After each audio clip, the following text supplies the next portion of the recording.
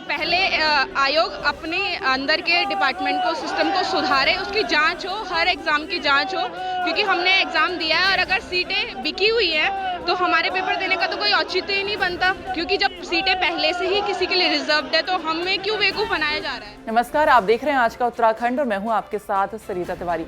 पटवारी paper leak के बाद अब आगे की परीक्षाओं को लेकर अभ्यर्थी परेशान हैं कि कहीं आगामी परीक्षाओं के पेपर लीक तो नहीं हो गए हैं।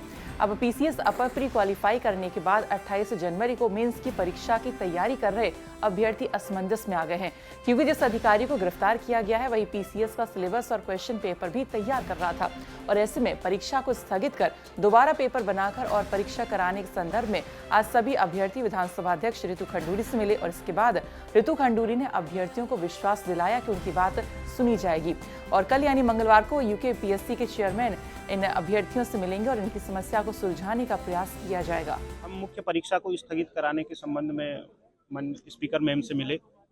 उन्होंने हमें बहुत गंभीरता से सुना, हमारे एक एक बिंदु को उन्होंने ध्यानपूर्वक सुना और उन्हीं के जरिए कल आयोग के अध्यक्ष श्री राकेश कुमार जी से हमारी बैठक तय हुई है।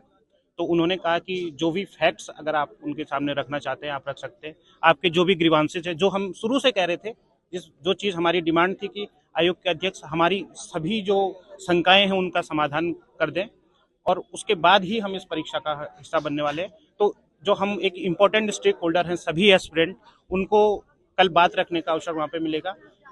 स्पीकर मैम का हम सभी अभ्यर्थी बहुत बहुत धन्यवाद देना चाहते हैं कि जब जब हम उनके पास आए हैं उन्होंने हमारे मुद्दों को बहुत अच्छे तरीके से उठाया और सही प्लेटफॉर्म पे उठाया है। तो हमारी बातचीत अभी काफ़ी सकारात्मक रही और आगे हम कल अध्यक्ष साहब से मिलने जा रहे हैं, उसके बाद ही जो आगे निकल करके आएगा। हम काफ़ी ऑप्टिमिस्टिक हैं कि जो भी बात होगी एस्पिरेंट के हित में होगी, पूरे उत्तराखंड के युवाओं के हित में होगी, क्योंकि बात आज केवल मुख्य परीक्षा को स्थगित करने तक की नहीं रही है, पूरे स्ट्रक्चरल रिफॉर्म तक की बात आ चुकी है। क्योंकि इतने वरिष्ठ अधिकारी जब किसी मामले में संलिप्त पाए जाते हैं तो बात बहुत गंभीर हो जाती है। आज एक कॉन्स्टिट्यूशनल बॉडी की क्रेडिबिलिटी को रिस्टोर करने का समय आ गया है।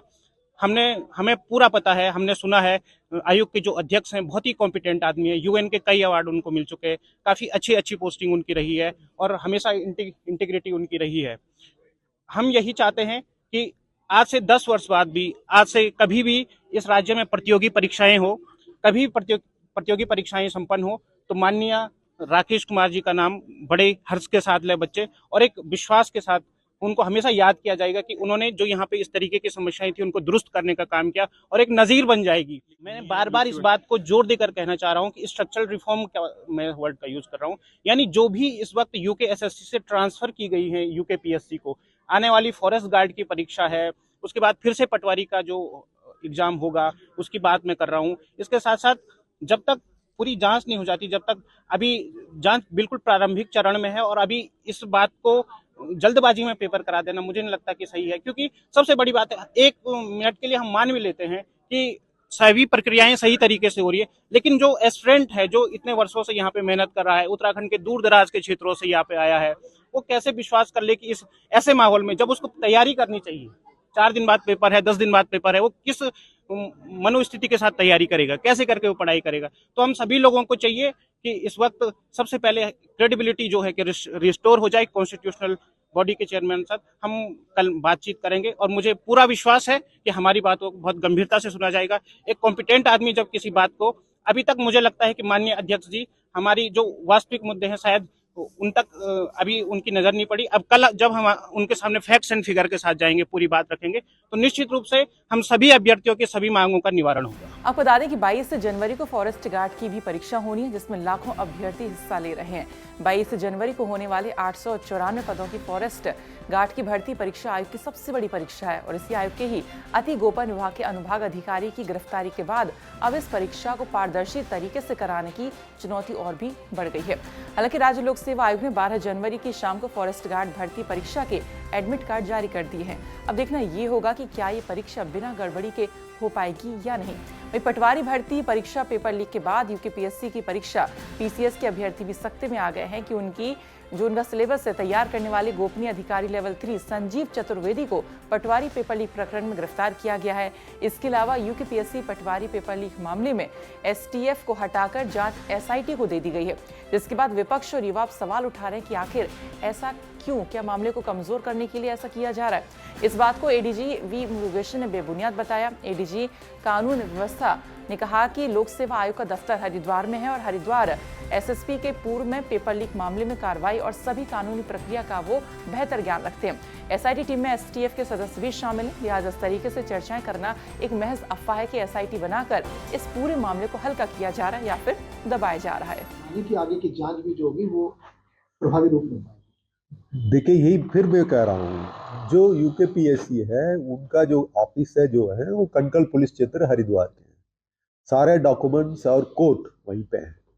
आज जो एसटीएफ के जो हमारे जो बंदे हैं उस पे अटैच्ड है, उनके साथ अभी वो टीम एसआईटी में और एसआईटी के नेतृत्व जो एसएसपी हरिद्वार है वो खुद ऑलरेडी एक्सपीरियंस्ड है इस मैटर में, वो देख रहे हैं। तो इन्वेस्टिगेशन बिल्कुल प्रोफेशनल तरीके से चलेगी, इस पर कोई दिक्कत नहीं होगी। और हम पब्लिक जनरल हमारी जो लोग हैं पब्लिक से भी मैं अपील करना चाहूँगा, किसी के पास भी ऐसे कोई इंफॉर्मेशन हो, पक्की हो, या नहीं है कि ऐसे फॉल्स एलिगेशन कंप्लेंट ना करें। आप किसी के पास भी सबूत ऐसा पक्की है तो बिल्कुल आप शेयर कर सकते हैं एसआईटी और एसटीएफ या हमारा पुलिस किसी। वहीं कांग्रेस की प्रवक्ता गरिमा दसोनी ने कहा है कि क्या राज्य सरकार का भरोसा एसटीएफ से उठ चुका है? जब एसटीएफ पटवारी पेपर लीक मामले में अपना आधा काम एसटीएफ कर चुकी थी तो एसआईटी को जांच क्यों सौंपी गई है? लेखपाल भर्ती परीक्षा लीक होने के बाद आनन फानन में राज्य सरकार ने एसटीएफ से पूरी जांच उठाकर एसआईटी को सौंप दी है। सवाल बड़ा ये उठता है कि आखिर एसटीएफ जिसकी तारीफ करते राज्य सरकार थक नहीं रही थी यूके मामले में, उसकी मुस्तैदी की और जिस तरह से वो तत्परता के साथ अपना काम निभा रहे थे, और आज ऐसा क्या हो गया कि एसटीएफ से ही राज्य सरकार का भरोसा उठ गया? कहीं ऐसा तो नहीं कि पटवारी लेखपाल भर्ती परीक्षा का खुलासा बिना राज्य सरकार को कॉन्फिडेंस में लिए एसटीएफ ने कर दिया हो, उसी का खामियाजा या उसी का दंड वो भुगत रहा हो? एसआईटी की जांच में कहीं कोई शक और शुबा नहीं है, लेकिन एक बार नए सिरे से ये जांच शुरू करनी पड़ेगी, जबकि एसटीएफ अपना आधा काम कर चुका था और कई मुख्य आरोपियों को और अभियुक्तों को पकड़ चुका था। ऐसे में सवाल ये उठता है कि जिसकी बात पूर्व अध्यक्ष डीपी जोशी कर रहे हैं कि जैमर लगाया जाना चाहिए था, वहाँ मोबाइल फोन्स ले जाना प्रतिबंधित होना चाहिए था, वहाँ नेट की प्रावधान नहीं होना चाहिए था, नेट की व्यवस्था नहीं होनी चाहिए थी और सीसीटीवी कैमरा होने चाहिए थे। बड़ा सवाल ये भी उठाया है पूर्व अध्यक्ष डीपी जोशी ने कि कैसे चतुर्वेदी तक ये सारा सेट पहुंच गए, क्योंकि अनुभाग अधिकारी तक तो ये पहुंचते ही नहीं है। सेट बनने के बाद तुरंत सील कर दिए जाते हैं और उसके बाद उनको फ्रीज कर दिया जाता है, उस एरिया को फ्रीज कर दिया जाता है।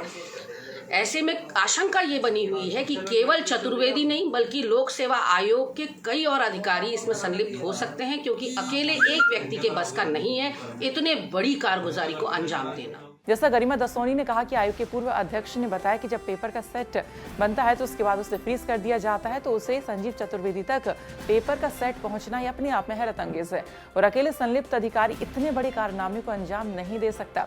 दसोनी का साफ तौर पर यह कहना है कि निश्चित रूप से आयोग के ही कुछ और लोगों के साथ भी उसकी सांठगांठ रही होगी। वहीं पटवारी का पेपर हाल ही में देने वाले अभ्यर्थी नाराज हैं। उनका ये कहना है कि हमें आयोग पर भरोसा नहीं है और आगे की परीक्षाओं की क्या गारंटी है कि उनमें गड़बड़ी नहीं होगी। जी सर, मैंने दे रखी है। मैंने नायब तहसीलदार लोअर था, पटवारी था, अभी पीसीएस का मेंस है 28 से 31 तारीख को। अभी हमने 8 तारीख को जो पटवारी दिया था, अभी कल न्यूज़ आई है कि वो पेपर लीक हो चुका है, क्योंकि वो पेपर यूकेपीएससी ने कराया है और उसके एक सेक्शन ऑफिसर और अदर ऑफिसर्स का नाम इसमें आया है।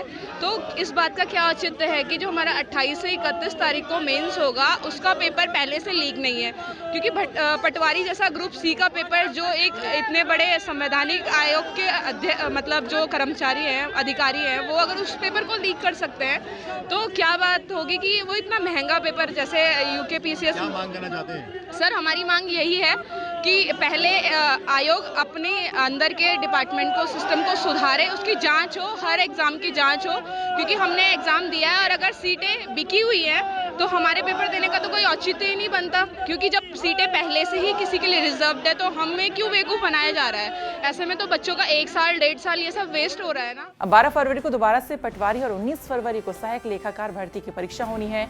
वहीं कल अभ्यर्थी लोक सेवा आयोग के अध्यक्ष से मिलेंगे, तो देखना ये होगा कि कल क्या कुछ हल निकलकर सामने आता है। तो ये थी देहरादून से अंकित शर्मा की रिपोर्ट। बाकी खबरों के लिए आप देखते रहिए उत्तराखंड तक। नमस्कार।